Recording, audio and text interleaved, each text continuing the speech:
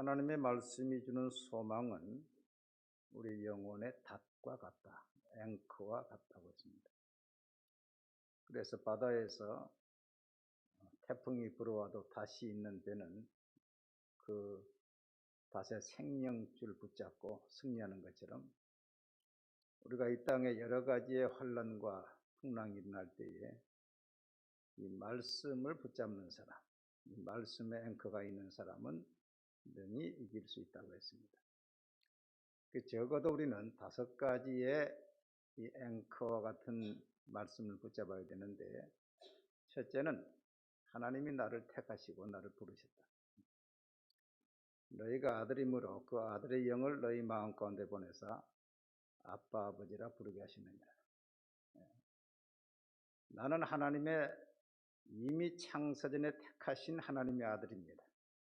따라합시다. 나는 이미 창세전에 택하신 하나님의 아들입니다. 그렇게 믿습니까? 얼마나 좋은지 몰라. 그래서 너희가 아들이기 때문에 하나님을 아버지라 부릅니다. 여러분 마음이 답답할 때 아버지 한번 불러보세요. 아버지 얼마나 좋은지. 아버지 집에 오면 얼마나 편해요. 하나님의 집에 오면 너무 편한 거예요. 너무 좋은 거죠. 두 번째 앵커는 여호와 이레, 하나님이 나의 의식주를 예비하시고 가는 길을 예비하시고 또 무엇을 예비했어요? 배우자도 예비하시고 천국도 예비하시고, 부모가 자식을 위해서 예비하신 것처럼 하나님께서 우리를 위해서 예비하시고, 부모가 있는 사람하고 부모가 없는 사람의 차이가 얼마나 큽니까? 그 아들은 자기가 항상 걱정을 하지요. 학비도 걱정을 하고, 방값도 걱정을 하고, 책값도 걱정을 하고. 그러나 부모가 있는 자녀들은 자유스럽습니다. 부모님이 다 해줍니다. 때가 따라서. 부모님께서 원하시는 공부만 열심히 하면 되는 것입니다. 먼저 그 나라와 그 의를 구하면 이 모든 것을 너희에게 더하시리라. 여러분, 먼저 그 나라와 그 의를 구하면 구하는 성도 되시기를 바랍니다.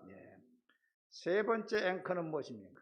여호와이시, 사람이 감당할 시험 밖에는 너희가 당한 것이 없나니 오직 하나님을 믿고서 너희가 감당치 못할 시험 당하면 허락지 아니하시고 시험 당할지에 또한 피할 길을 내사 너희를 능히 감당하게 하시느니라. 내게 당하는 모든 것은 감당할 수 있어요, 없어요? 있어요, 없어요? 있습니다. 있어요. 이게 확실해야 되는데 이게 다시요, 이 말씀이 내 마음에 잘 박힌 못처럼 확 박혀야 돼요. 그래야만이 거기다가 옷도 걸고 다 거는 것처럼 내 인생을 건다니까, 하나님 말씀에. 여러분, 그럴 때가 오는 거예요.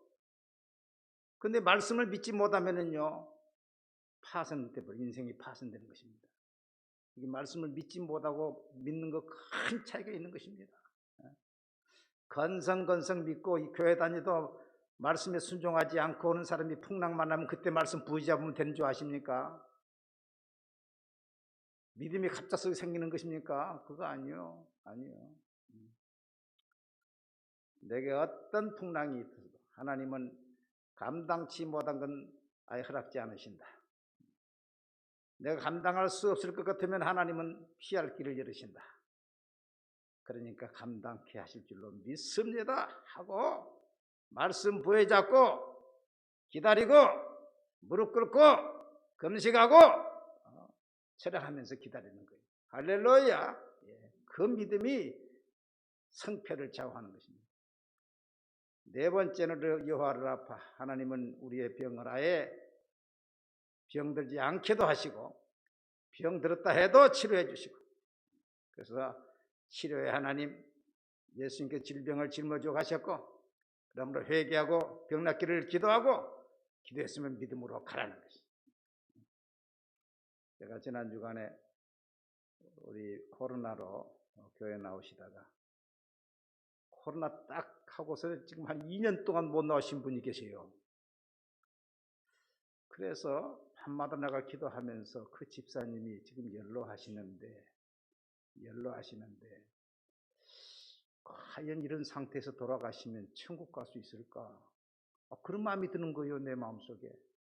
그 집사님 지금 연로하시는데 코로나라고 한 번도 교회를 나오지 않고, 그렇다고 뭐 온라인 예배 드리는 것도 아닐 것이고, 그 마음속에 지금 돌아가시면 그분이 구원받을 수 있을까? 그런 마음이 드는 거예요. 그런데 그분한테서 전화가 왔어요. 나한테 전화가 왔어요. 목사님, 아이고 이 집사님 어떻게 전화했습니까? 목사님을 좀 만나봐야 되겠습니다. 왜요?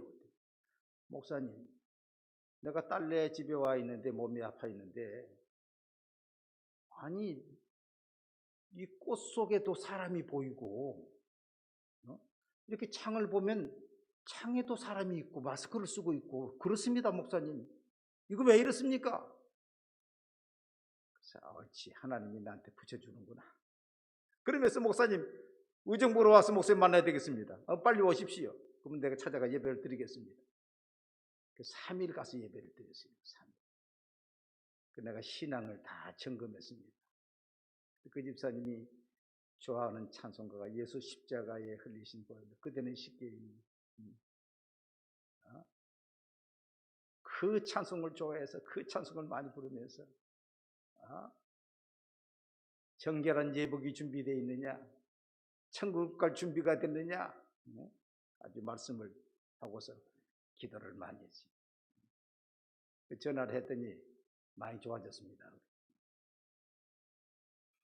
여러분, 병들었다 할지라도 치료의 하나님, 예수님 질병을 짊어지고 가셨고, 회개하고 기도하고, 그 다음에 기도하면은 나은 줄로 믿고 가라 그랬어요.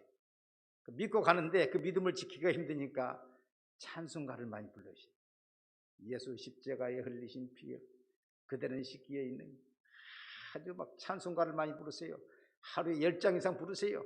찬송가 부를 때 주의 영이 임하고, 찬송가 부를 때에 우리 속에 NK 세포가 활성이 되고, 그래서 속에서는 NK 세포가 암세포를 죽이고, 밖으로서는 성령의 기름 부음이 있어가지고 치료가 나타나고, 그래서 차도가 급속하게 됩니다. 믿음은 지켜지고. 할렐루야. 예. 여러분, 몸이 아픈 성도님들, 몸이 아파도요, 하루에 찬송가를 20곡, 30곡 계속 부르세요. 하나님께서 역사하십니다. 오늘 마지막으로는 임마누엘의 하나님입니다. 임마누엘은 뭐냐? 하나님이 우리와 함께 계신다. 여러분, 가장 큰 축복이 뭔고 하니, 가장 큰 위로가 뭔고 하니, 함께 해주는 것입니다. 부부가 끝까지 함께 해주고, 약한 자와 끝까지 함께 해주고, 그래서 어려움을 당한 성도에게 찾아가서 같이 있어주고, 걱정하지 마, 내가 너 같이 있어줄 테니까. 얼마나 의지가 되고 좋습니까? 버림받는다는 것처럼 비참하고 낙심되는 건 없지요. 어려움을 당하면 사람은 떠나갑니다. 친구도 떠나갑니다. 그러나 하나님은 나와 함께 계신다는 거예요. 하나님께서 나와 함께 계셔서 지금부터 하나님의 나라 갈 때까지 영원토록 함께 계신다는 이것이야말로 얼마나 큰 축복입니까? 축복 중에 축복입니다. 그래서 다윗이 말하기를, 사람이 무엇이기에 주께서 그를 생각하시며 인자가 무엇이기에 주께서 그를 돌보시나이까. 하나님은 우리 사람을 얼마나 귀하게 생각하시는 거니요. 하나님이 사람을 창조할 때에 당신과 교제하기 위해서 당신의 형상과 당신의 모양대로 우리를 창조했어요. 그래서 창세기 보면은 하나님이 이르시되 우리의 형상을 따라 우리의 모양대로 우리가 사람을 만들고, 따라합시다. 우리의 형상을 따라, 우리의 형상을 따라 우리의 모양대로 우리가 사람을 만들고, 그 사람의 모습에서는 하나님의 형상이 나타난다니까. 짐승을 만들 때는 하나님이 그냥 명령으로 만들었어요. 근데 사람을 만들 때는 흙을 빚어가지고 하나님의 형상대로 만드시 그 코에 생기를, 영혼을 불어넣었어요.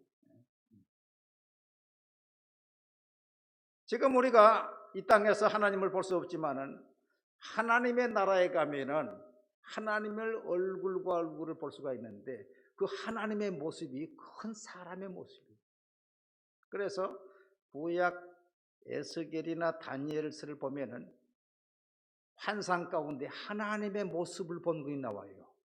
그래서 에스겔서 1장 26절 보니까 그 머리 위에 있는 궁창 위에 보호자의 형상이 있는데 그 모양이 남보석 같고 그 보호자의 형상 위에 한 형상이 있어 사람의 모양 같더라. 내가 보니 그 허리 위의 모양은 단쇠 같아서 그 속과 주위가 불 같고 내가 보니 그 허리 아래의 모양도 불 같아서 사방으로 광채가 나며 그 사방 광채의 모양은 비 오는 날 구름에 있는 무지개 같으니 이는 여호와의 영광의 형상의 모양이라.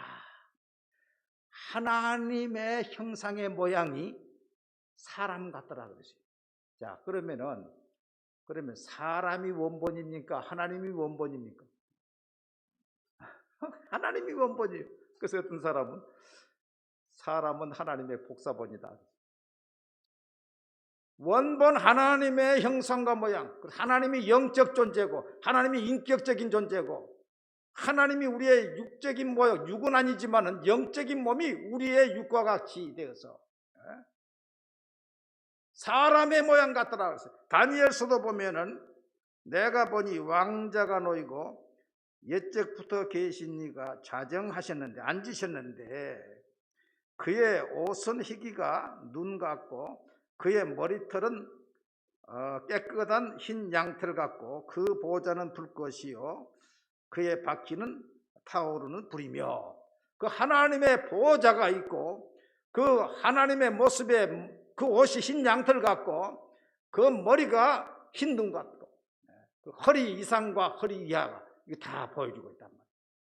여러분 이 땅을 떠나서는 하나님 앞에 가서 하나님의 보좌가 있고 어린 양의 보좌가 있고 그 앞에 자정하신 하나님을 얼굴과 얼굴을 눈과 눈을 마주쳐 볼 줄로 믿습니다. 이게 얼마나 놀라운 역사입니까? 이렇게 당신의 모양대로 사람을 창조하시고 에덴에 두시고 하나님은 그 하늘 보좌에서 내려오셔서 에덴에서 자주 아담과 하와를 만나시고 아담과 하와와 함께 들길을 걸으시고 숲속을 산책하시고 하나님이 그러면서 교제하셨어요. 창세기 3장 8절에 그들이 그 날 바람이 불 때 동산에 거니시는 여호와 하나님의 소리를 듣고 아담과 그의 아내가 여호와 하나님의 낯을 피하여 동산나무 사이에 숨은지라 그랬어요. 이것은 하나님께서 평상시에 계속 찾아오신 것입니다. 계속 찾아오셔서 아담과 하와와 들길을 걸으며 숲속을 걸으며 냇가를 걸으면서 이야기하고 교제했는데 이 사단 마귀가 하나님과 사람이 너무 교제하면서 지내니까 자기가 배가 아픈 것이죠. 자기는 하나님께 끊어졌는데 사람은 하나님의 형상대로 창조받고 하나님과 교제하면서 통산에 거닐면서 대화하면서 기뻐하면서 그게 아주 배가 아픈 거죠. 그래서 아담과 하와를 미혹해서 이제 죄를 짓게 만들었지요. 죄를 짓고 나니까 하나님이 오시면 하나님의 소리만 들리면 동구밭까지 달려나가서 반갑게 하나님을 맞았는데 죄를 지은 다음에 하나님이 오시는 것이 겁이 나서 이제 숨고 말았지. 여러분 아이들도 그래요. 아이들이 죄가 없으면요 부모한테 숨긴 거 없으면 아버지가 오면 막 목에 막 부둥켜 안고 무릎 위에 안고 아주 그래요. 그렇게 자유스럽게 기쁘다가도 숨기는 죄가 있으면 집안에 자기 방에 탁 들어서 문을 탁 닫고 안 나오면 아버지가 오면 겁나는 거예요. 겁나는 거예요. 저는 우리 복음성가 중에서 우리 교도 잘 부르지요. 날이 저물어 갈 때, 빈들에서 걸을 때, 그때가 하나님의 때. 이 복음성가 있잖아요. 날이 저물어 갈 때, 빈들에서 걸을 때, 그때가 하나님의 때. 나는 이 가사를 보면서 이 가사를 지으신 분이 아마 그 아담과 하와가 그 빈들에서 하나님과 걸어가는 그것의 영감을 받아서 지은 것이 아닌가 그런 생각이 들어요. 여러분, 죄가 없으면 하나님과 교제하고 얼마나 좋습니까? 그런데 죄를 지음으로 말미암아 하나님의 교제가 끊어져 버렸죠. 에덴 동산에 쫓겨났지요.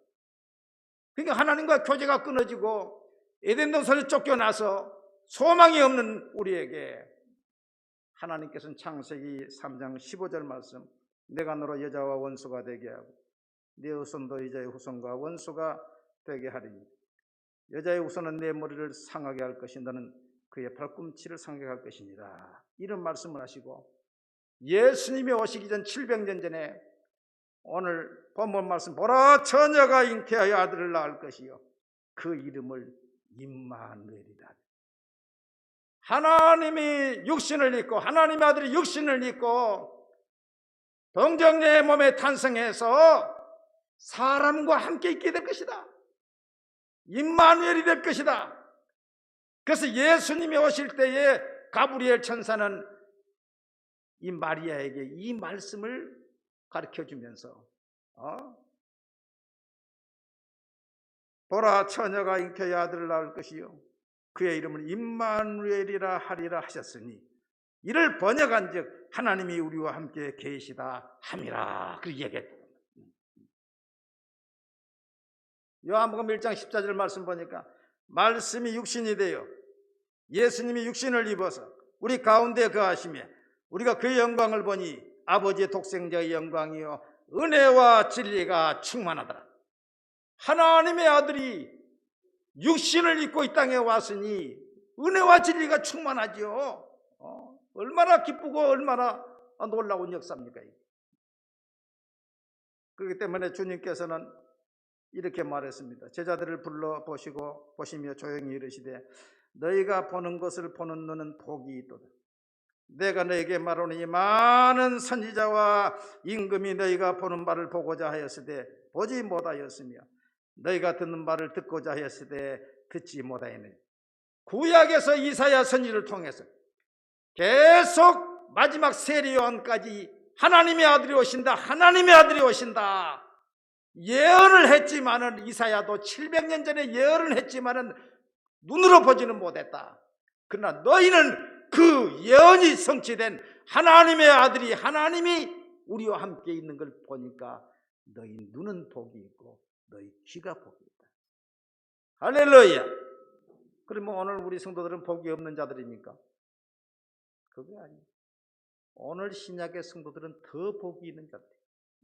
그래서 예수님께서 이제 마지막을 했지요. 내가 보혜사를 너에게 내가 아버지께 구하겠으니 그가 또 다른 보혜사를 너에게 주사 영원토록 너희와 함께 있게 하리니 그는 진리의 영이라 세상은 능히 그를 받지 못하나니 이는 그를 보지도 못하고 받지도 못하니라. 그러나 너희는 그를 아나니 그는 너희와 함께 거하시며 또 너희 속에 계시겠습니다. 요한복음 16장 7절 보니까 그러나 내가 너희에게 실상을 말하노니 내가 떠나가는 것이 너희에게 유익이라. 내가 떠나가지 아니하면 보혜사가 너희에게로 오시지 아니할 것이요 가면 내가 그를 보내리니. 이 보혜사라는 말이 파라클레토스인데 이 보호전할 보자 은혜해자 스승사자입니다. 예수님이 보혜사고 예수님이 보혜사인데 예수님은 육신의 몸을 입고 있기 때문에 한계가 있어서 모든 사람의 보호사가 될 수가 없는 거예요. 그 내가 떠나가는 것이 유익이다. 왜? 떠나가지 아니하면 성령 보혜사가 오지 않을 것인데 내가 떠나가면 나의 영 성령 보혜사가 오셔서 모든 사람의 그 영 속에 임재하셔가지고 모든 사람의 보혜사가 된다. 내는 있으면은 12명의 보혜사밖에 못 된다. 그러니까 내가 떠나간 다음에는 성령이 오셔서 모든 사람의 보혜사가 되셔서 그 속에 계셔서 그와 같이 벌어지지 않냐고 세상 끝날까지 함께 임마누엘 되신다. 할렐루야. 그렇기 때문에 내가 떠나가는 것이 너에게 유익이다. 여러분, 그래서 이 임마누엘의 완전판이 우리 신약 성경 것입니다. 에덴에서의 임마누엘은 하나님과 같이 걸었어요. 구약의 예수님의 시대에 임마누엘은 예수님 육으로 오셔서 12명의 보혜사만 됐어요. 그리고 또 예수님이 떠나갔어야 돼요. 그러나 성령이 오셔서 오늘 우리에게 우리의 심령 속에 임재하셔가지고 그 성령이 세상 끝날까지 나와 함께 계시는 것입니다. 이게 얼마나 큰 축복인지 모르죠. 이 보혜사를, 성령을 영어에서는 7가지로 번역을 했습니다. 첫째는 컴포터, 위로자. 하나님은 내 속에서 나를 위로하십니다. 부모도 나를 위로 못하고 남편과 아내도 위로 못하는 것도 성령께서 위로해 주십니다. 성령이 나를 도와주십니다. 돕는 자, 헬퍼, 카운셀러. 내가 어디를 갈 줄 모르지만은 성령께 물으면 내 갈 길을 가르쳐 주십니다. 할렐루야. 변호사, 하나님께서는 하나님 앞에서 나를 변호해 주십니다. 성령께서. 중보자, 강화자, 성령께서 나를 강하게 하십니다. 대기자, 스탠바이, 하나님이 나를 돕기 위해서 기다리고 있습니다. 이 성령님은 나를 돕기 위해서 오셨지만은 나의 주인으로 오신 것입니다. 예수의 피로 값을 주고 산 하나님의 사람의 마음속에 임재하셔서 내 몸을 성전 삼으시고 나를 이끌어서서 이 땅에서도 강하게 하시고 승리하게 만드시는 것입니다. 그러므로 성경은 성령을 따라 살아라, 성령께 순종해라, 성령의 충만을 받아라. 할렐루야. 내 생각대로 살면 실패합니다. 나는 어디 갈지 모릅니다. 나는 고아하고 나는 맹인입니다. 그러나 성령은 나의 갈 길을 다 알고 계십니다. 아무도 나를 도와주지 않아도 하나님이 내 안에 계시면, 성령이 내 안에 계시면 성령이 나의 백그라운드가 되시고 성령이 나에게 돕는 자가 되시고 헬퍼가 되시는 것입니다. 그러므로 어디 가도 우리 성도들은 낙심할 것이 없습니다. 성령이 나와 함께 계신다. 나는 밤마다 이 노래를 꼭 빼놓지 않고 불러요. 성령님께서 나를 도우시니 크신 능력으로 승리하리라. 성령님께서 나를 도우시니 크신 능력으로 승리하리라. 할렐루야. 예. 나는 오직 하나님의 영으로 말미암아 능력과 정의와 용기로 충만하여져서. 여러분, 부모도 떠나지요. 남편 아내도 떠날 때가 있어요. 자식도 떠납니다. 마지막까지 나를 도울 리가 누구, 마지막까지 나를 위로해 줄 리가 누구, 마지막까지 나에게 힘을 줄 리가 누굽니까? 성령 하나님이에요. 그렇기 때문에 성령에 붙들려 사는 삶이 가장 행복한 사람이고 가장 강한 사람. 그래서 리빙스턴이 아프리카 선교를 마치고 이제 고향으로 갔더니 사람들이 어떻게 그렇게 큰 일을 할 수 있었습니까? 했을 때 리빙스턴은 마태복음 28장 20절 말씀, 보라 내가 세상 끝날까지 너희와 항상 함께 있으리라 하시니라. 그 말씀을 들려줬어요. 이 말씀이 내게 힘을 줬습니다. 이 말씀의 능력으로 나는 일했습니다. 감리교회 요한 웨슬레는 마지막 죽을 때에 뭐라고 이야기하는 거니? 모든 것 중에 제일은 하나님이 나와 함께 하신다는 것이다. 이 땅을 떠날 때도 우리는 혼자 떠난 것이 아니에요. 내 안에 성령께서 같이 하늘나라까지 가는 거, 동행하는 거예요. 네. 찬송가 375장을 보면은 나는 갈 길 모르니 주여 인도하소서. 어디 가야 좋을지 나를 인도하소서. 아무것도 모르니 나를 가르치소서. 어디 가야 좋을지 나를 가르치소서.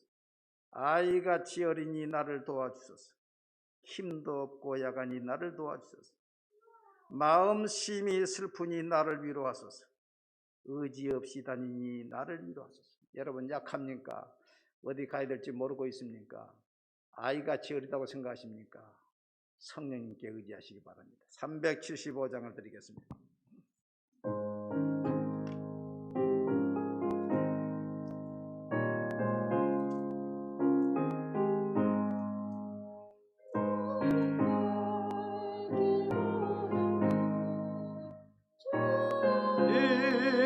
인도하소서. 어디 가야 좋을지 나를 인도하소서. 어디 가야 좋을지 나를 인도하소서. 아무것도 모르니 나를 가르치소서. 어찌해야 좋을지 나를 가르치소서. 어찌해야 좋을지 나를 가르치소서. 아이같이 어리니 나를 도와주소서. 힘도 없고 약하니 나를 도와주소서. 힘도 없고 약하니 나를 도와주소서. 마음심이 슬프니 나를 도와주소서. 의지 없이 다니니 나를 위로하소서. 의지 없이 다니니 나를 위로하소서.